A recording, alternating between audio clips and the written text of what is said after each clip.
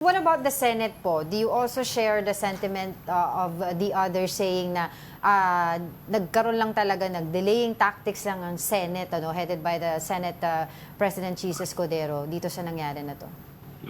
I don't want to comment on that. I think it's not fair for me to comment. Alright. Those are conclusions which I leave to for the people to judge. Well, taking this opportunity, former Senator Drilon, to ask you na rin po regarding doon sa mga pinag-uusapan din po ngayon sa both houses, yung kanilang pagiging open po ng BICAM, pagdating po sa usapin ng budget. Do you believe na tama po yung gano'n na lang po yung gawin natin dahil nag-ugat po itong mga usapin na to sa usapin ng budget and also doon na rin po sa usapin ng flood control budgets na dapat daw po binubuksan na sa publiko yung bicameral conference na ito para po nalalaman po ng taong bayan yung ginagawa sa pagbabudget ng ating pera.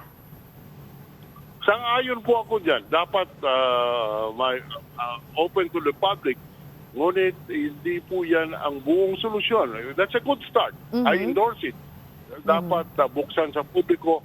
Pero may mga gawin pa sigurong dapat para po talagang babantayan ng taong bayan kung ano ang ating mangyari sa ating budget. Sang-ayon po ako sa sinabi ng Pangulo na kanyang ibibito yung mga items na hindi sang-ayon sa National Economic Program. Sang-ayon po ako dyan. At dapat po ibito or hindi or i-impound.